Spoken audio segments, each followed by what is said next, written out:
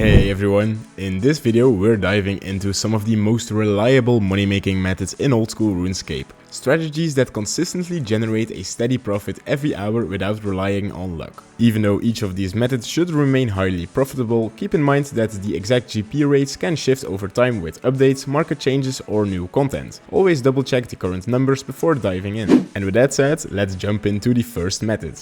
We're kicking things off in the wilderness with one of the most profitable methods on the list, fighting zombie pirates. The requirements aren't too bad, though for the best rates you'll want more than just the bare minimum.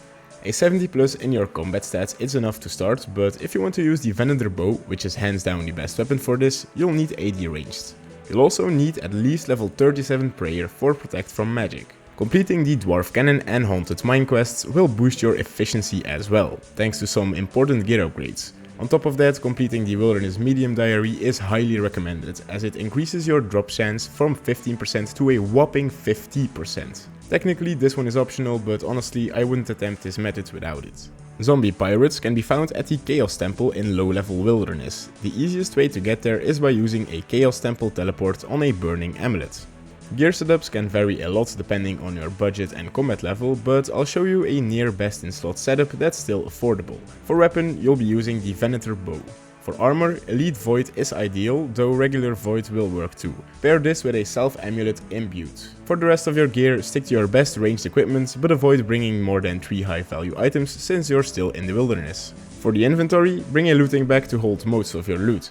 Since you'll also be passively killing some Elder Chaos Druids that drop herbs, bring a herb sack for those. You'll also need some high alchemy runes which help a ton with alchemical drops, and of course, if you're using a cannon, don't forget cannonballs, although you don't need too many since the zombie pirates drop some as well. This method can get pretty hectic. Chaos Druids will teleport you all over the place, making loot collection trickier than it seems. They'll also teleblock you, so if a PKer logs in, your safest option is just to run south and try to tank them. If you want to get out, just hop worlds, which will remove the teleblock and allow you to teleport to a bank. Now let's talk profits. Without a cannon or a Venator bow, you can expect at least 1.5 million GP per hour. With a max setup, that number jumps up to 4.6 million GP per hour, along with around 200k ranged XP. That's an incredible amount of money for a method this accessible. The only catch? You're in the wilderness, so that is always a risk, but for reliable cash like this, it's definitely worth it.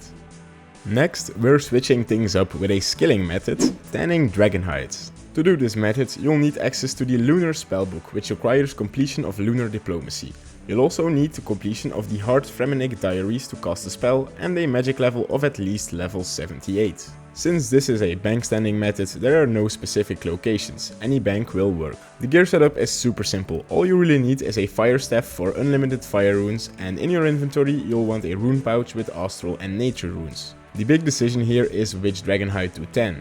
Prices and profit margins fluctuate daily, so always check which hide is currently the most profitable. While I was recording, black dragon hides offered the best profits, which is usually the case. Also remember to slow buy and slow sell all of your hides. Doing instant trades will cut into your margins significantly. Always make sure to have at least 5 hides before casting the spell.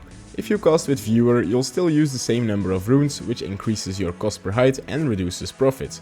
The easiest thing to do is withdraw 25 hides per inventory for optimal casting. It lets you see your inventory even while on another tab, which is perfect here since you'll be constantly on the magic tab. This way you can quickly see when your inventory is done and it's time to bank. Depending on current prices, you can expect an hourly profit of around 1 to 1.3 million GP, while gaining roughly 130,000 magic XP per hour. It's a great way to earn consistent money while also leveling up magic. Alright, time to move on to my personal favorite moneymaker in the game, Vorkath. This boss does come with some hefty requirements, but they're absolutely worth the effort. First off, Dragon Slayer 2 is required. This is a Grandmaster quest, so it's no small feat. Alongside that, you'll want some solid combat stats. 90 plus in your preferred combat style is recommended, though I personally suggest using melee as it tends to yield more profit. For prayer, 37 is the bare minimum, but 70 for piety will make a massive difference in your damage output. Vorkath is located on an island in the Fremenic Sea. You can reach him by boat from Relica. The fastest way is using the Fremenic Sea Boots 4 obtained from the Elite Diary. If you don't have those yet, no worries, you can still get there by heading to Waterbird Island or Lunar Island and then sailing back to Relica before making your way to Vorkath. For the gear setup, the two most important pieces are the Dragon Hunter Lance and the Self Amulets. For armor, use your best in slot melee gear such as Bandos or Torva, and as a special attack weapon you can go with a Bandos Godsword or just use the Burning Claws, which are in my opinion way more fun. In the inventory, bring some runes to cast Crumble Undead, a super combat potion, super anti-fire and an anti-venom. You'll also need some prayer potions and a lot of food of course. I won't go over the entire fight in this video since that could take a while. But if you're new to Vorkath, I recommend watching a dedicated guide to learn the mechanics. Once you know what you're doing, the fight becomes really easy. Vorkath's drops are fantastic, consistently earning you 3 to 4 million GP per hour depending on how many kills you can manage. This is really one of the most reliable high-level moneymakers in the game and I can't recommend it enough. By the way, I've heard that a guaranteed way of getting the Vorkath pet is by liking the video, so make sure to do that if you haven't already, as it really helps the channel out more than you think. Also leave a comment down below what your favorite moneymaker is, as I'm always looking for new methods to try out. Next up, we're heading back into the wilderness for another skilling moneymaker, the Wilderness Agility course. This one can net you some surprisingly nice profits while you're training agility. The requirements here are really low. All you need is level 52 agility, though higher is always better, and 150k starting cash. That's it. The course sits in deep wilderness. The quickest way to get there is with an Ice Plateau teleport, which drops you right at the course. Alternatively, you can use the wilderness obelisks or even run from the Edgeville lever, though you'll need to cover a bit of distance. Your gear setup depends on how much you're willing to risk. I personally wouldn't bring more than cheap tank armor like Black Dragon Hides.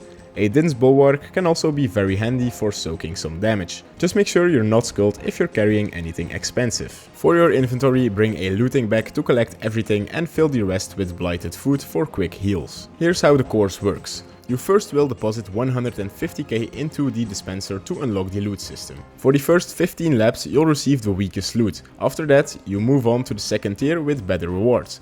At 30 you'll go to the third tier, and after 60 laps you'll enter the final tier where the best loot becomes available. Hopping worlds will set you back 10 laps and leaving the course will reset your streak entirely. So the key to making real money here is staying there. It takes about 40 minutes to reach the final tier where profits really take off. On top of the loot, you'll also earn 1 agility ticket per lap, and you can turn these in for some solid agility XP right before leaving the course. At its best, this method can earn you well over 2 million GP per hour and about 60k agility XP per hour. If you can't stay long enough for the higher tiers, your profits will likely be closer to 1 million GP per hour, still a very solid return for training agility. All in all, a great moneymaker considering the agility XP. The fifth method on the list is one of the more relaxing ones, and honestly one of my favorite monsters to farm, Rune Dragons. The requirements are pretty straightforward. You'll need to have completed Dragon Slayer 2 and have solid melee stats. I recommend at least level 85. Prayer wise, 37 is required for Protect from Magic, though 70 for Piety will make a noticeable difference. The Rune Dragons are found in the Litgren Vault. You can get there quickly using a Litgren teleport on a Dig Site pendant. Your gear will really depend on your playstyle. If you're aiming for maximum profit per hour, bring offensive gear like Bandos or Torva.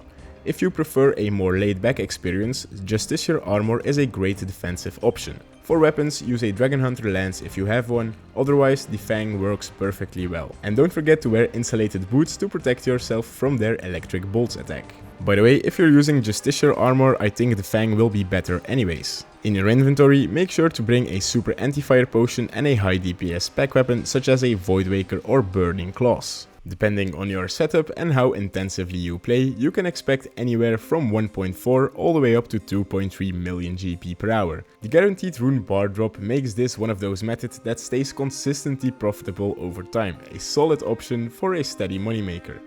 Moving on to the last skilling method in the video, a true staple of consistent money making. We're talking about smelting bars at the blast furnace. The entry requirements here are very low. You just need access to Keldegrim, which requires starting the giant dwarf quest and a smithing level of 15. The beauty of the blast furnace is that your profits scale with your smithing level, and trust me, levels here go up fast. Getting there is easy. Simply use the minigame teleport in the grouping tab and you will land right at the entrance. For your setup, focus on weight reducing clothing to keep your run energy up. You'll also want a pair of ice gloves to collect the bars directly from the furnace and a callback to increase your efficiency. At level 15 you can already make iron bars for around 200 kgp per hour. By level 30 you're already up to 800k per hour with steel bars, and it just keeps climbing all the way up to over 1.7 million GP per hour smelting rune bars. On top of that, the XP is fantastic, with rates exceeding 100k per hour, so you'll never feel like you're just grinding money. This combination of profit and fast XP makes the Blast Furnace one of the most reliable skilling moneymakers in the entire game. And that brings us to the last method of the video, another absolute staple of RuneScape moneymaking, Brutal Black Dragons. The requirements for this one aren't too bad. You'll need level 77 Slayer to fight them and at least level 37 Prayer for Protect from magic. Ranged will be the easiest to use here, and you'll need level 80 to 85 to bring them down effectively. You will find Brutal Black Dragons in the Catacombs of Corinth. The quickest way to get there is with a Xerwix Talisman teleport to Xerwix Inferno. From there, it's just a short run east. Your gear setup will vary a lot depending on your budget. The best installed weapon is of course the Twisted Bow, but if you already have one, you probably don't need this guide. For most players, I recommend either a Dragon Hunter crossbow with Void Armor or a Bowfall with full Crystal Armor. Both setups will deliver very similar kill rates, and of course, don't forget anti-fire protection. If you're on a tighter budget, a Dragon Crossbow will still work, you'll just get slightly fewer kills per hour.